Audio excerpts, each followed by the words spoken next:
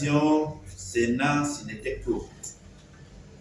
Suite à la grève qui paralyse l'école gabonaise depuis 3 semaines et faisant suite à la convocation des partenaires sociaux aux négociations tenues au complexe scolaire d'un Libanais, le Sénat et le Sinetecro informent l'opinion qu'ils ont effectivement pris part aux négociations. Les travaux ont été ouverts par le vice-président du gouvernement qui a reçu des mains de Madame le ministre d'État, ministre de l'Éducation nationale, le rapport des échanges issus des différentes commissions.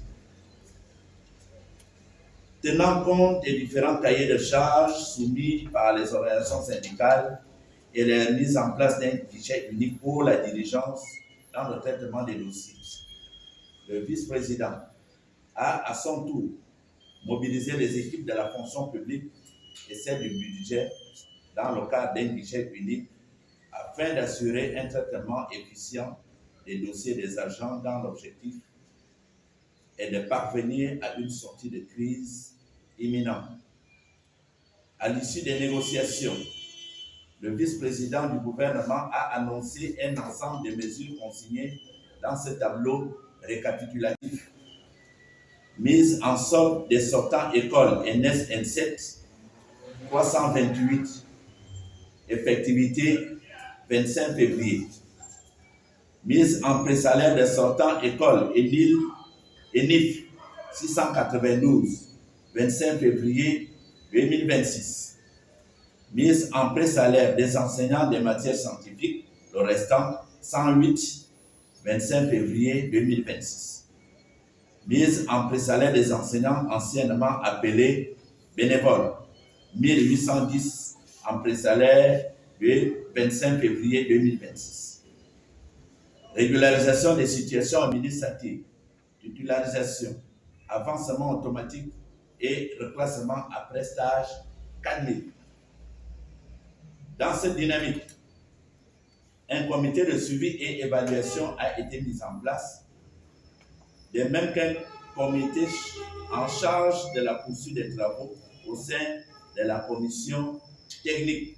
Celle-ci traite des questions de fond à court et moyen terme, notamment la révision de la loi 20/92 fixant les statuts particuliers des fonctionnaires du secteur éducation, la révision de l'arrêté numéro 57 relatif au paiement des vacations, la question sociale incluant la problématique foncière, les questions de stages verticaux des enseignants du second degré général et technique, du primaire et d'autres corps, par exemple les bibliothécaires, les professeurs documentalistes et les professeurs de droit, et les l'épineux problème des confessionnels. Fort de ce constat, le Sénat et le Sinetecro, respectueux des principes de la loi 18/92 du 18 mai 1993, fixant les conditions de constitution et le fonctionnement des organisations syndicales des agents de l'État, notamment en ses articles 17, 18, 19 et 20, et les conventions numéro 98 et 184 de l'OIT sur le droit d'organisation et de négociation collective, accorde le bénéfice du doute au gouvernement, car, comme le dit un adage bien connu de chez nous, le pied qui a été mordu par un serpent a même peur d'une simple ficelle.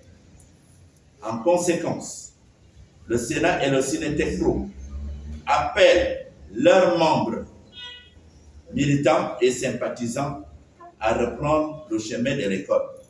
Toutefois, les organisations syndicales restent vigilantes et observent des avancées du processus entamé jusqu'au 28 février 2026, date retenue pour une première évaluation des acquis, faite à Libreville le 15 janvier 2026.